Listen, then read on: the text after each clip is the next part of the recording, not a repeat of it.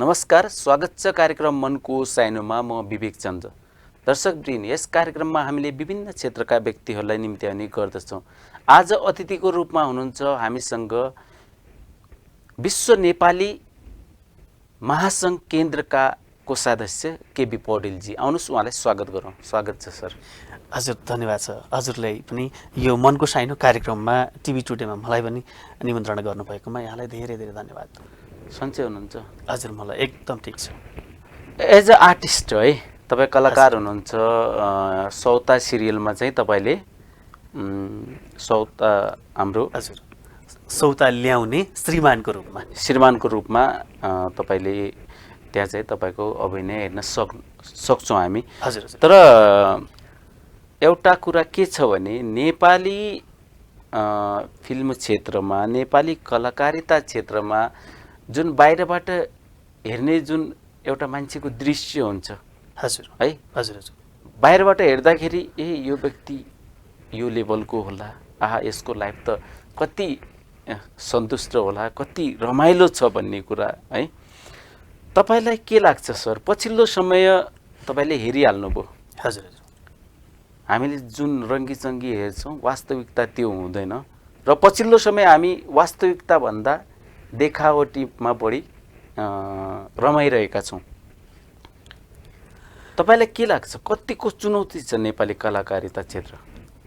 नेपाली कलाकारिता क्षेत्रमा म प्रवेश गरेको धेरै भएको छैन। हाराहारी 1.5 वर्ष जति भयो। मलाई दामोदर ढकालजीले, घनश्याम एन्टिना सर, रसुवाली कविज्यूहरूले चाहिँ एउटा तालचा भन्ने सिरियल बनाउनु भएको थियो। मलाई चाहिँ 1.5 वर्ष अगाडि त्यो तालचा भन्ने सिरियलमा एन्ट्री दिनुभएको थियो। त्यहाँबाट मेरो इच्छा थियो कि एउटा कलाकार बन्ने। त्यहाँबाट मैले प्रवेश पाएँ। त्यति बेला सुरुवातीको दिनहरूमा चाहिँ अब आफूलाई पनि त्यति धेरै कलाकारिताको बारेमा थाहा नभएको एकदमै धेरै च्यालेन्ज लाग्यो मलाई। हामीले झट्ट टेलिभिजनको पर्दामा अथवा युट्युब च्यानलहरूमा हामीले हेर्दा चाहिँ केही बिग्रेको देख्छ, के गरेछ यो मोराले अथवा के गरेछ यो मेरीले, यति सानो कुरा पनि गर्न नसक्ने, गर्न सक्नुपर्ने नि त यति त भनेर हामी आफै जज गर्थ्यौँ भने जब हामी एउटा चाहिँ टेलिभिजनको पर्दामा अथवा चाहिँ युट्युबका च्यानलहरूमा हामी आफैलाई हेरिरहँदाखेरि पनि हामीमा धेरै कमी कमजोरीहरू हुँदो रहेछन्। त्यसको लागि एउटा गाइड गर्ने चाहिँ गुरु हामीले चाहिने रहेछ भन्ने मैले त्यति बेला नै महसुस गरेँ। त्यो बेलादेखि केही कुरा मैले सिक्दै आएँ। उहाँहरू जो पहिलादेखि गर्दै गर्दै आउनु भएको थियो, त्यो बिचमा धेरै च्यालेन्जहरू छन्। अझ हजुरले भन्नुभयो जस्तो सौता सिरियलसम्ममा आउँदाखेरि मैले तालचा पछाडि धेरै सिरियलहरू खेलेँ। हल्लै हल्ला, चमेली, नन्द भाउजू, नजर, जुनेली, अहिले भर्खर नयाँ सिरियल बन्दैछ यो साइली, लगायत अर्को एउटा नयाँ सिरियल पनि बन्दैछ। यी निकै सिरियलहरूमा प्राय म देखिरहेको छु। यसमा हामी छोरा मान्छेहरूलाई भन्दा अझ बढी छोरी मान्छेहरूलाई चाहिँ एकदमै ठुलो च्यालेन्ज देखियो। किनभने छोरी मान्छेहरूको सबैजनाको हातमा साधन पनि नहुने, अब गाडीमा चढेर जानुपर्ने, अब सुटिङ गर्ने ठाउँ फेरि ठ्याक्कै सुगम ठाउँमा नहुने, अलिकति दुर्गम ठाउँमा, त्यहाँको भौगोलिक परिस्थिति, त्यहाँको बासिन्दाहरू अलिकति ग्रामीण, हाम्रो अलिकति पहिलाको समाजतिरको जस्तो देखाउनु पर्ने। अनि त्यो भएकोले गर्दाखेरि भनेको बेलामा गाडी नपाइने, पठाउ पनि नपाइने एकदम समस्या चाहिँ देखियो एकातिर भने। अर्कोतिर जसले डाइरेक्सन गरिराख्नु भएको हुन्छ उहाँहरूलाई पनि अब कलाकारको व्यवस्थापन गर्नको लागि केही न केही आर्थिक पाटो पनि चाहियो, त्यो पनि दिनु पर्यो। अनि अरू कमाइ नहुने युट्युबबाट आउँछ र दिने भन्ने एउटा आशा भयो। अब सबै समय युट्युबले नदिँदो रहेछ। अनि एडिटरलाई पनि दिनु पर्यो, क्यामराम्यानलाई पनि दिनु पर्यो, आर्टिस्टहरूलाई पनि दिनु पर्यो। र एउटा चाहिँ डाइरेक्टरको रूपमा हामीलाई डाइरेक्सन गरिराख्नु भएको डाइरेक्टरज्यूहरूको हेर्दा हाम्रो सौता सिरियलको राधिका राउतजी हुनुहुन्छ, उहाँलाई पनि धेरै गाह्रो परेको स्थिति देख्छु मैले। तर पनि त्यो चुनौतीसँग पनि एउटा मान्छेको दृढ इच्छा शक्ति र सङ्कल्प भयो भने चाहिँ गर्न सकिन्छ भन्ने च्यालेन्ज चाहिँ राधिका राउतजीबाट देख्न सकिन्छ। अब तपाईँ जसरी अब सिरियलमा काम गर्दाखेरि कलाकारिता क्षेत्रमा प्रायःजसो पारिश्रमिक दिएन भन्छन्, तपाईँ कसरी लिनुहुन्छ पारिश्रमिक चाहिँ? यसमा चाहिँ म कसरी लिन्छु भने पारिश्रमिकको कुराहरू भन्दाखेरि पनि एउटा परिवार हो नि त। एउटा चाहिँ सौता सिरियल मैले खेल्छु, त्यो सौता सिरियलभित्र खेल्ने त हामी सबै एउटा आर्टिस्टहरू भने त एउटा फ्यामिली भयौँ। अनि त्यो फ्यामिलीभित्र चाहिँ त्यहाँ कमाइ कस्तो छ, घाटामा छ कि नाफामा छ कि होइन, एडिटरहरूलाई पनि दिन पुगिराखेका छैन कि, युट्युबबाट भएको कमाइले उहाँलाई धानिरहेको छैन भन्ने कुरा त हामीलाई थाहा हुन्छ नि त। त्यो थाहा हुँदै पनि अब राम्रो भएको बेला राम्रै दिनुहुन्छ, ठिकै भएको बेला मैले सकिनँ ठिकै दिएँ भनेर उहाँले भन्नुभयो भने त्यसमा हामीले नाइनास्ती गर्ने कुरा भएन।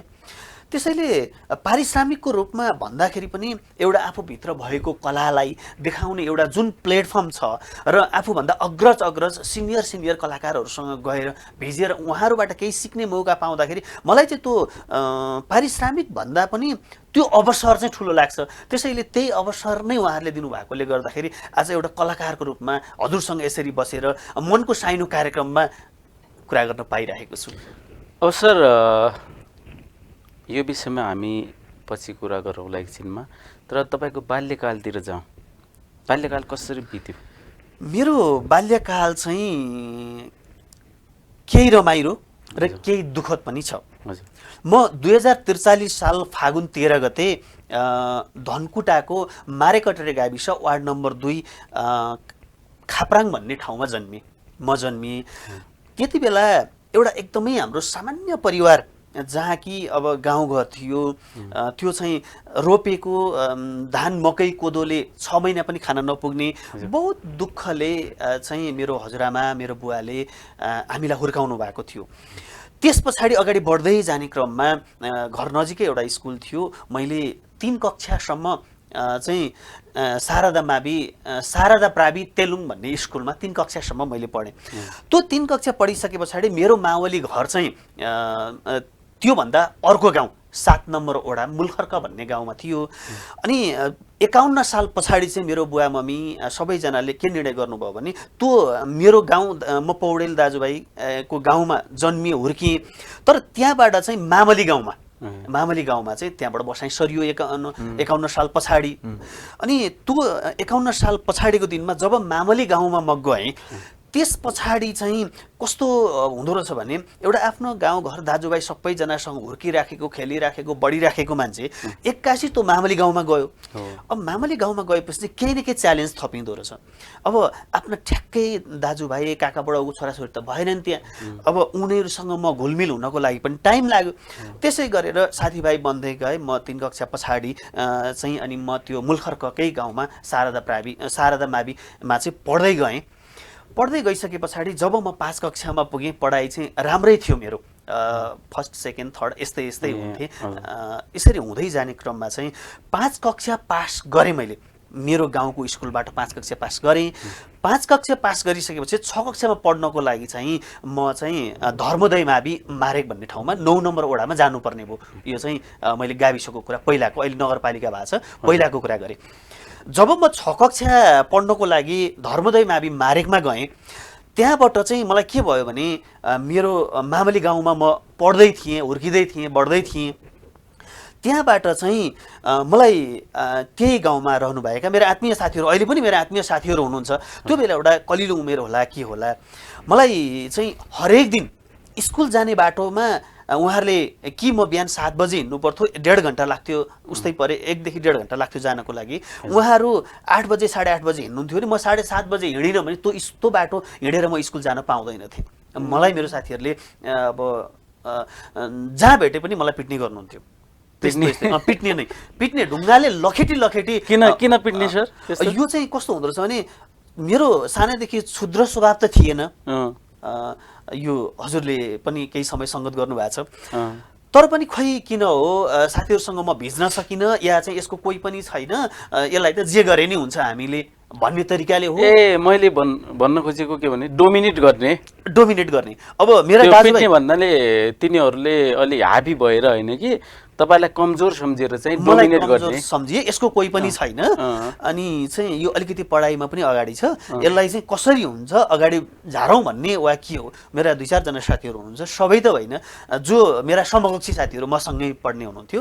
अनि मलाई चाहिँ सहारा उहाँहरूको दाइहरूसँग मैले कुरा गर्दाखेरि प्लिज मलाई यस्तो गर्नुहुन्छ, उहाँ मलाई चाहिँ बाटो हिँड्न पनि दिँदैनन्, साथीहरूले के गर्ने भन्दा हामी भन्छौँ भन्नुहुन्थ्यो। उहाँले त भन्नुहुन्थ्यो भनेर पनि उहाँहरूको पढ्ने क्लास अलिक माथि हुन्थ्यो, हाम्रो अलिक तल हुन्थ्यो। हरेक दिन म त्यो जुन बाटो स्कुल जान पर्थ्यो त्यो बाटो नगइकन कुलो भन्छ गाउँमा नहरलाई, त्यसरी कुलो खेतको बाटो हिँड्दा पनि त्यो खेतको बाटो हिँड्दिँदैन थिए साथीहरूले। अनि अर्को एउटा मगर गाउँको बाटो भनेर मगर गाउँको बाटो थियो, त्यो मगरहरूसँग चाहिँ अलिअलि डराउँथे हाम्रो साथीहरू। अनि त्यो मगर साथीहरूको केही मैले चाहिँ सहारा पाउँछु कि भनेर त्यो बाटो हिँड्ने गर्थेँ मैले। त्यो अलिक घुमाउरो बाटो थियो, अलिक टाइम लाग्थ्यो त्यसमा। अनि जब क्लास सकिन्थ्यो त्यो अन्तिम पिरियड म पढ्दैन थिएँ। यदि म अन्तिम पिरियड पढेँ भने मलाई चाहिँ घर पुग्नको लागि कठिन हुन्थ्यो, 1.5-2 घन्टा हाराहारी उकालो हिँड्नु पर्थ्यो। डेली त्यस्तो गर्थ्यो भने घरमा केही भन्नु हुन्थेन? घरमा भन्थेँ मैले, मेरो घरमा भन्थेँ, मेरो बुवा मम्मीलाई अब पत्याउँदैन थिएँ भनौँ। अब मेरो दिदी हुनुहुन्थ्यो, दिदीले पढाइ लेखाइ गर्नु भएन, मेरो भाइ सानै थियो। किन पत्याउनु भएन? मैले एउटा कुरा राखेँ। हजुर, पढाइमा राम्रो हुनुहुन्थ्यो। पढाइमा राम्रो। एउटा कुरा के हुन्छ भने पढाइमा नराम्रो भएको भए यो त यस्तै रहेछ पत्याउँदैनन्, त्यो एउटा कुरा है।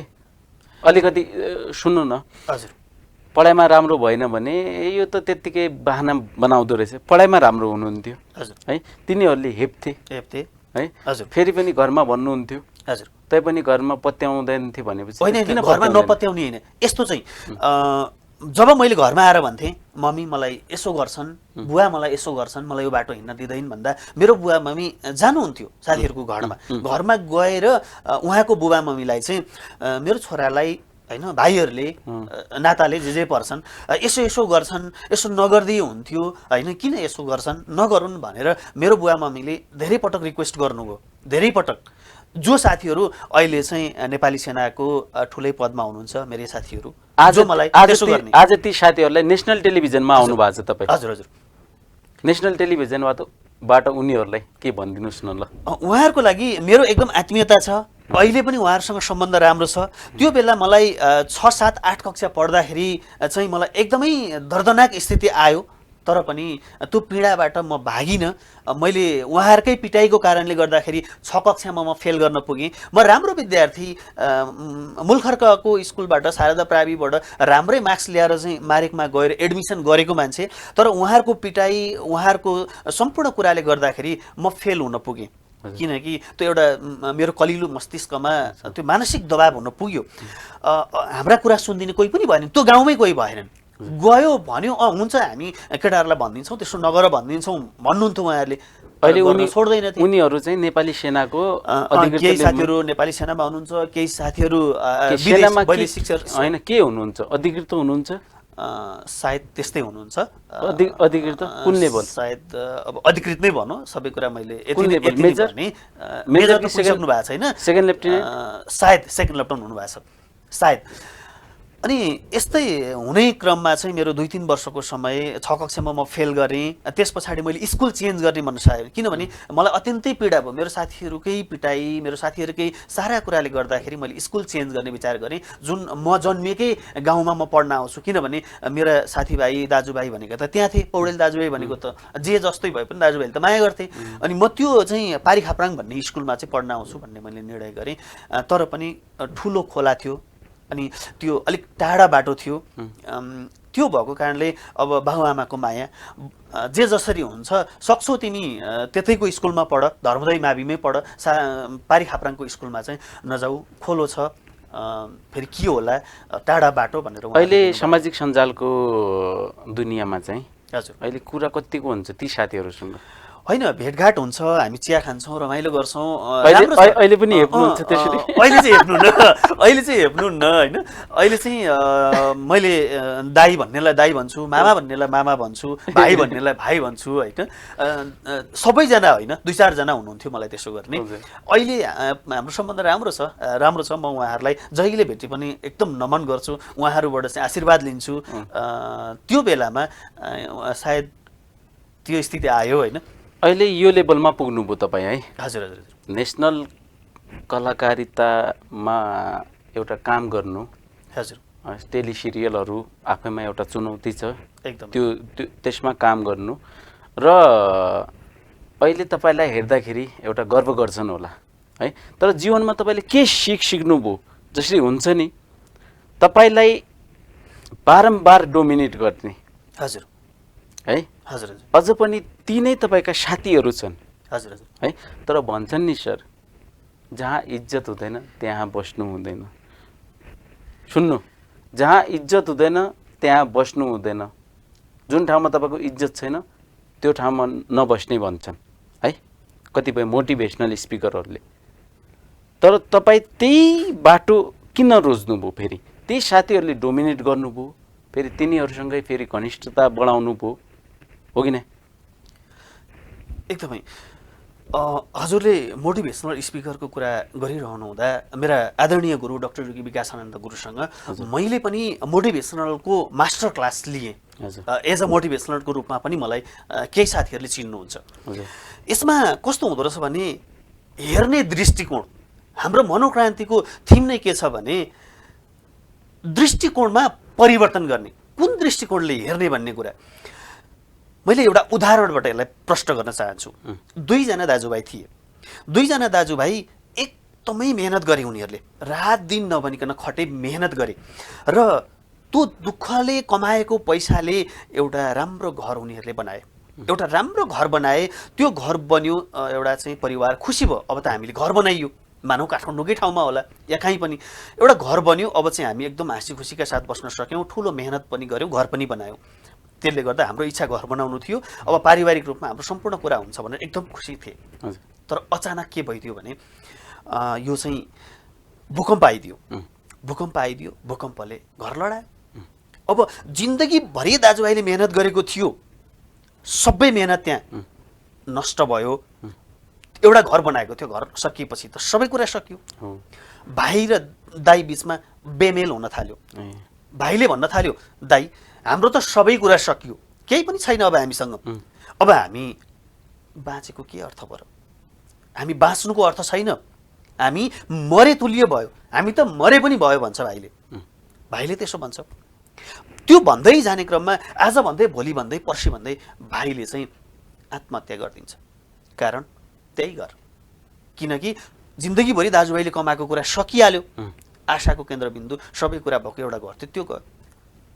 दाइले भन्छ, होइन घर लडेर के भयो त भाइ, आत्तिनु हुँदैन, एउटा बिग्रिए अर्को सप्रिँदैन। त्यसले गर्दा त्यो बिग्रिँदाखेरि पनि उठ्ने सम्भावना पनि त रहन्छ। त्यसले गर्दा कुनै पनि घटनाले एउटा एउटा सम्भावना बोकेर आएको हुन्छ। के छ त यो घर लडो ठिक छ, तर यो घर लडे पनि यहाँ सम्भावना चाहिँ के छ त? पक्कै सम्भावना त छ, कुनै बिग्रिएर चाहिँ बनिने पनि गर्छन्। यो यहाँ के सम्भावना छ भनेर दाइले सम्भावनाको दृष्टिले हेऱ्यो। भाइले चाहिँ अब यहाँ केही पनि छैन, सम्भावना छैन भन्यो, आत्महत्या गर्यो, गयो भाइ।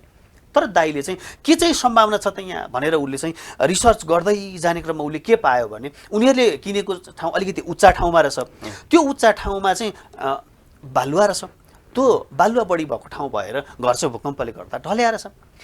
अब उसले के सोच्यो भने अब घर त गयो, ठिक छ, केही छैन, यदि मैले यहाँ भएको सम्भावना भनेको यही बालुवा हो, यो बालुवालाई बेचेँ भने त मैले त्यो बालुवा बेचिसके पछाडि एउटा घर बनाउने ठाउँ पनि त्यहीँ आउँछ, जग्गा त आफ्नै छ। र त्यो बालुवा बेच्यो भने यस्ता घर होइन, त्यो त बालुवा खानी नै रहेछ त्यहाँनिर। उसले खोज्दै जाने क्रममा त्यो बालुवा खानी नै उसले त्यहाँ पत्ता लगाइसके पछाडि त त्यो बालुवा खानीबाट सम्पूर्ण बालुवा निकाल्दा त त्यस्ता 4वटा घर बनाउने चाहिँ उसले पैसा कमायो बालुवा बेचेर। त्यही बालुवा बेचेको पैसाले पैसा कमाएर चाहिँ उसले अर्को 4वटा घर बनायो। दाइले त्यो दृष्टिकोणले हेऱ्यो, पोजिटिभ थिङ्किङ गर्यो उसले, पछि 4वटा घर बनाएर ऊ बस्न सक्यो। सम्भावना थियो नि त त्यहाँ। भने भाइले आत्महत्या गर्यो, परिस्थिति एउटै, घटना एउटै, तर हेर्ने दृष्टिकोण नेगेटिभ पर्यो भने आत्महत्या गर्छ उसले। भने हेर्ने दृष्टिकोण चाहिँ पोजिटिभ पर्यो भने उसले एउटा घर भत्किएर के भयो त 4वटा घर बनाउने चाहिँ बालुवा बेचेर उसले बनाइदियो। भनेपछि हेर्ने दृष्टिकोण कसरी हेर्ने भन्ने कुरा चाहिँ यसमा महत्त्वपूर्ण हुँदो रहेछ विवेक सर। मैले पनि कहिले पनि अब कमजोर त म बेला बेलामा भएँ होला, तर पनि होइन, मैले केही सन्देश दिनुपर्छ। किनभने जब जब म थिचिँदै जान्छु, जब जब म किचिँदै जान्छु, मैले यही ठाउँबाट, यही थिचिएकै ठाउँबाट उठेर एउटा चाहिँ सन्देशमूलक कुरा ल्याउनुपर्छ भनेर नै आज म यो ठाउँसम्म आउँदाखेरि म के चाहन्छु भने म एउटा त्यो गाउँमा जन्मिएको केटो आज खोपो अनलाइन सपिङ भन्ने बिजनेस छ मेरो, त्यसको म सिइओ छु।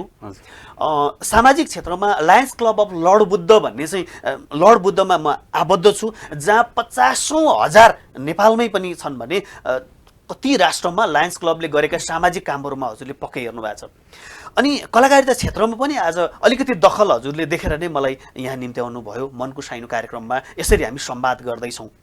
अब साहित्यको क्षेत्रमा विश्व नेपाली साहित्य महासङ्घ केन्द्रको म कोषाध्यक्ष छु, जो हाम्रो विश्व नेपाली साहित्य महासङ्घका 24वटा देशमा 27 भन्दा बढी शाखाहरू छन् हाम्रा, जो नेपाली साहित्य नेपाली भाषा र साहित्यको चाहिँ श्रीवृद्धिको लागि निरन्तर रूपमा आफ्ना कलमहरू चलाइराख्नु भएको छ। भनेपछि म के एउटा चाहिँ मेरो गाउँठाउँ लगायत हाम्रो सम्पूर्ण देशवासी हाम्रो दर्शक श्रोता जति हुनुहुन्छ उहाँहरूलाई के भन्न चाहन्छु भने सकारात्मक सोचाइको गरियो भने सकारात्मक सोचाइले हामीलाई चाहिँ उठ्नको लागि हरेक समय प्रेरित गर्छ। तर त्यही सोचाइलाई नकारात्मक दृष्टिकोणबाट हामीले हेरियो भने चाहिँ कहिले अगाडि बढ्न सकिँदैन। त्यसैले उज्यालो हुँदा अँध्यारो हुन्छ नै हुन्छ, प्रकृतिको नियम नै हो। हामीले हेर्ने उज्यालो हेर्ने कि अँध्यारो हेर्ने भन्ने हुन्छ। हामीले उज्यालो हेरेर अँध्यारो खोज्यौँ भने पाउँदैनौँ, तर फेरि अँध्यारो हेऱ्यौँ भने त अँध्यारो पाइयो। त्यसैले एउटा कुराले अर्को कुरालाई छेक्या हुन्छ। हामी नेगेटिभ कुरा धेरै गऱ्यौँ भने पोजिटिभ कुरालाई त्यसले छेक्ने काम गर्छ। फेरि सकारात्मक सोचाइ बढ्दै गयो भने त्यसले हामीलाई सफलताको बाटोमा लान्छ।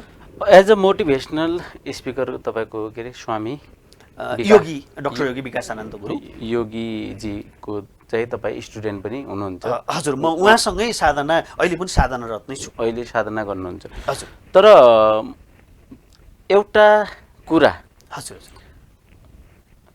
यो मान्छेहरू धेरै स्वार्थी हुन्छन्। हजुर हजुर, यो सबैलाई थाहा छ है, संसार नै स्वार्थी छ भन्छन् है।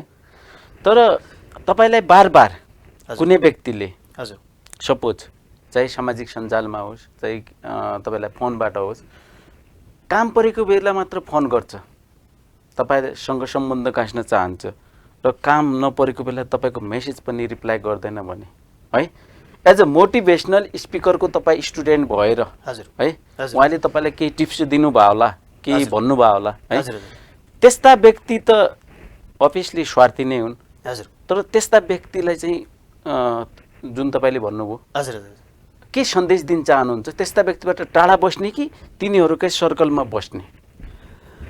यस्तो हुँदो रहेछ, उठ्ने कहाँबाट भन्ने। हेर्नुहोस्, हामी जहाँ झरेका छौँ, जहाँ लडेका छौँ नि, त्यहीँबाट उठ्यौँ भने शिखरमा पुग्न सक्छौँ। हजुर। जहाँ हराएको छ त्यहाँ खोज्यौँ भने पाउन सकिन्छ। अब हराएको चाहिँ यो मनको साइनो कार्यक्रममा हराएको, अब मैले अर्को कुनै कार्यक्रममा गएर त्यो कुरा खोजेँ भने त पाउन सक्दिनँ नि त, मैले यहीँ खोज्नु पर्यो। त्यस्तै अब हेर्ने त्यो समस्या उहाँको हो क्या।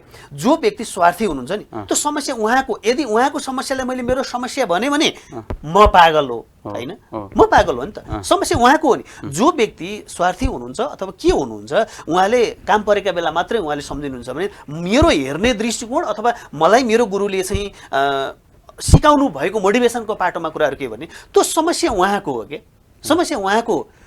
त्यसैले उहाँको समस्यामा मेरै समस्या हो मैले ठाने भने म पीडित भएँ। हजुर, म पीडित भएँ नि त। तर त्यो उहाँको समस्या हो भनेर मैले बुझेँ भने म पीडितै हुन्न।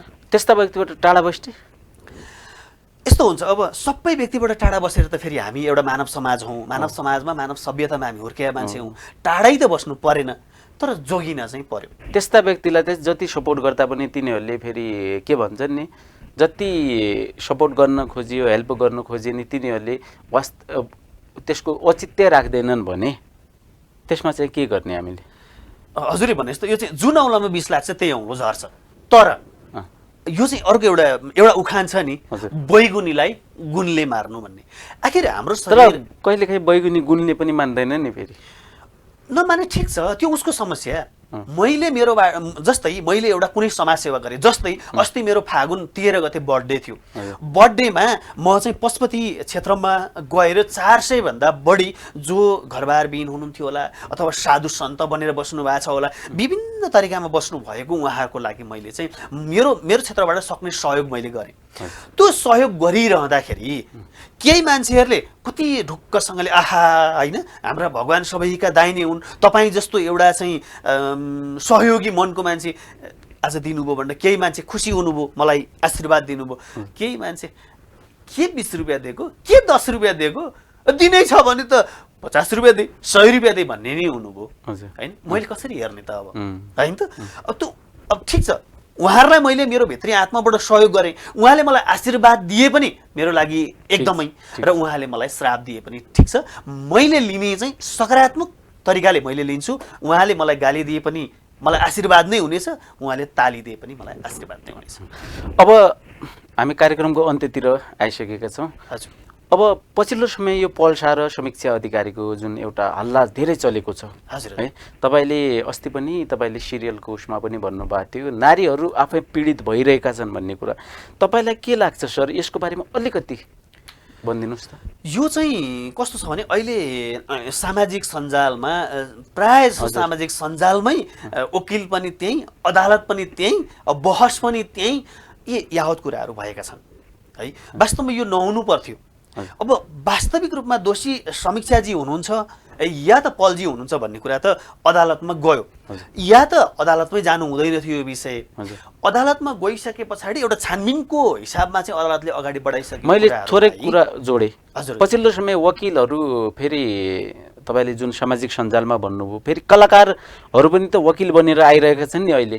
तपाईँ विभिन्न कलाकारहरू, म नाम भन्दिनँ, चर्चित कलाकारहरू होइन। यस्तो छ, यसमा चाहिँ कस्तो हुन्छ भने कलाकारहरूले साथ दिनु, उहाँ पनि त कलाकार हो, त्यो एकदमै राम्रो कुरा हो होइन। अब उहाँहरूले पनि नराम्रो कुरो चाहिँ भन्नुभएको छैन।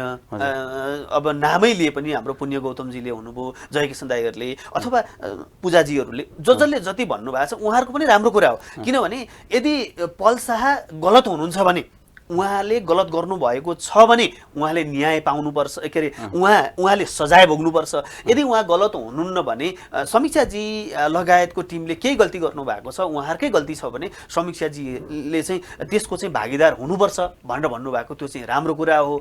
तर यो सँगसँगै मलाई चाहिँ कस्तो लाग्छ भने अब यो क्षेत्रमा नेपालको कानुनमा म पनि कानुनविद नै नभए पनि बेला बेलामा हाम्रो नेपालका कानुनहरू हेर्ने गर्छु। अलिकता कानुनमा पनि केही कमी कमजोरी चाहिँ छ। अब 1 वर्ष अगाडि भएको घटना, जस्तै पल्जी र समीक्षाजीको घटना, 1 वर्ष अगाडि उहाँले 1 वर्षै त्यो जुन दिन उहाँ पीडित हुनुहुन्थ्यो, पीडित भएकै भोलिपल्ट गएर उहाँले चाहिँ प्रहरीमा उजुरी दिनुभएको थियो भने त यथार्थ रूपमा उहाँको स्वास्थ्य परीक्षण गर्दाखेरि थाहा हुन्थ्यो, त्यो ठ्याक्कै थाहा हुन्थ्यो नि त।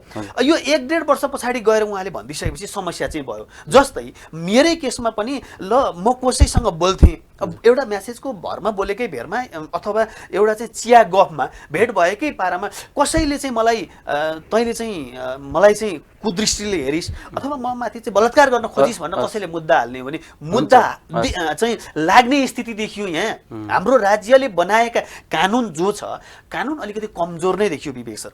यदि त्यो प्रमाणित हुनको लागि त त्यो 1 वर्ष अगाडि भएको कुरो त्यही बेला हो भने प्रमाणित हुन्थ्यो। अब त्यति बेला पल शाहले गलत गर्नुभएको थियो भन्ने कुरा त कसरी चाहिँ प्रमाणित होला त? यो हाम्रो कानुनमै केही संशोधन चाहिँ गर्नुपर्ने स्थिति छ। नत्र भने चाहिँ महिलाहरूलाई अलिकति बढी अधिकार दिएको हो कि जस्तो लाग्छ मलाई। फेरि महिलाहरूमाथि मैले नराम्रो तरिकाले भनेकै होइन, अधिकार दुवैले पाउनुपर्छ। तर पनि जति बेला मान्छे पीडित हुन्छ, पीडित भएकै बेलामा गएर उजुरी दिएर त्यो न्याय पाउनु राम्रो कुरा। तर 1-1.5 वर्ष अगाडि चाहिँ कसै एउटा भनेको भरमा चाहिँ गएर उजुरी दिएर अनि लगेर थुन्नुपर्ने नेपालको कानुन चाहिँ अलिकति यो कानुनमै संशोधन गर्नुपर्छ कि भन्ने चाहिँ मलाई लाग्छ। हुन्छ सर, धन्यवाद। तपाईँ आफ्नो अमूल्य समय दिएर हाम्रो स्टुडियोसम्म आइदिनु भयो, यसको लागि हामी आभारी छौँ सर। एकदमै यो टेलिभिजन हेरेर बस्नुभएका सम्पूर्ण दर्शक श्रोताहरूलाई पनि आजको यो कार्यक्रम हेरिदिनु हुन म विनम्र अनुरोध गर्दछु। यहाँहरूले के गर्नुपर्ने हो कमेन्ट, हामीले गरेका राम्रा नराम्रा सम्पूर्ण कुरा टिभी टुटेलाई पनि यो आजको अवसर दिनुभएकोमा धेरै धेरै धन्यवाद। साथै विवेक सरले मलाई आज यहाँसम्म बोलाएर यो गरिदिनु भयो, उहाँलाई पनि हृदयदेखि नै म नमन गर्न चाहन्छु। सबैको नमस्कार, जय होस्। हुन्छ, हस् सर। हस्त दर्शकवृन्द, आजको कार्यक्रम कस्तो लाग्यो सल्लाह सुझाव दिन नभुल्नुहोला। आजको कार्यक्रमबाट म कार्यक्रम प्रस्तुता विवेकजन बिदा माग्छु। नमस्ते।